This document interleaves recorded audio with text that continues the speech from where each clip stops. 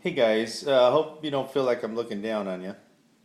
Well, hey, how's that? I bet I'll be looking up to you. No, let's just do this eye to eye.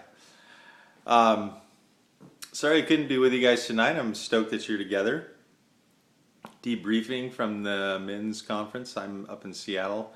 Cody's graduating ceremony is Saturday, so I'm up there with Cody and his family.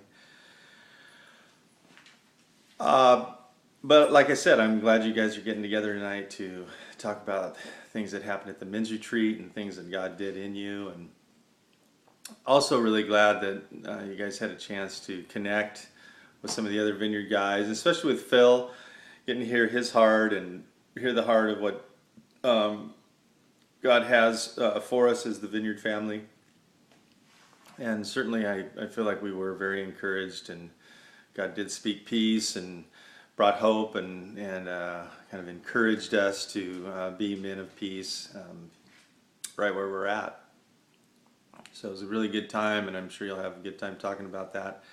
Wanted to just say a couple things to bring a big context to what we're doing. Of course, the big context is that why the Coast Vineyard exists is because God called us into existence for one thing, but He really put some rails down for us to go on, and those two rails are that we're to learn to love Him and learn to love each other.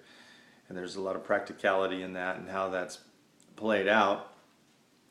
And certainly that's the call to the entire church at large to love God and love one another.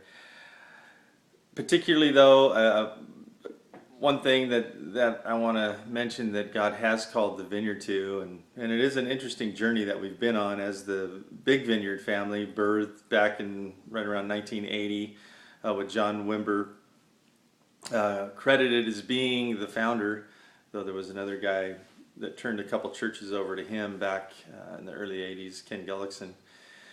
But in the birthing, long story very short, that the Lord showed up, and a lot of power, a lot of healing, a lot of prophetic words, prophetic activity, worship just took off. Amazing presence of God over the vineyard and spread quite rapidly, and many churches were planted over that time. Then when Wimber died in the 90s, Todd Hunter took over the helm, and it called us back to remember that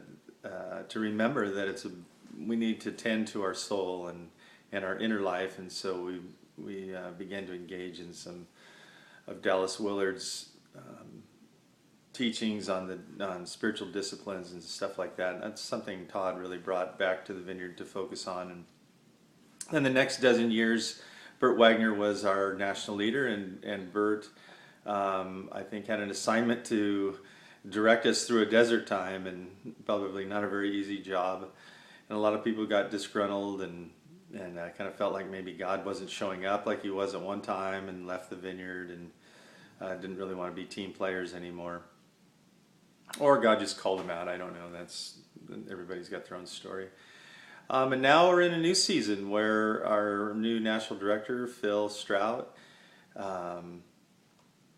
senses that we're in a time of rebuilding, we're in a time of renewal, we're in a time, an exciting time, really, and a time where God has called us to plant 800 new churches in the United States.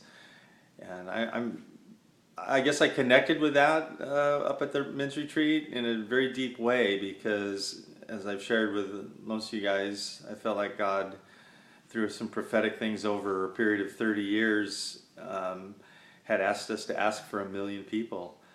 And I believe it's the call to plant 800 churches and the call to 1 million people is one and the same. Best way to reach people is to plant new churches, and so I am incredibly excited, and not only excited, I feel very connected to the Vineyard family, being part of this tribe. And I know some of you had a greater experience of that at the men's retreat. So I'm excited about your being together tonight.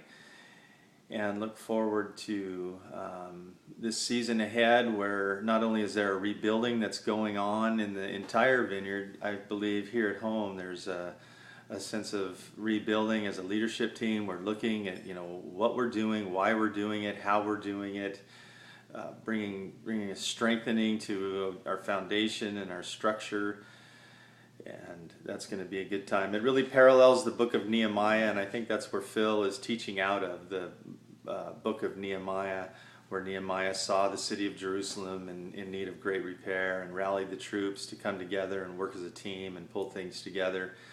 And that's what we're doing on a national level, and believe that's what God wants to do here on a local level. So I'm glad you guys are together tonight. I hope you're encouraged by testimonies and what happens, and we'll see you soon. God bless you guys.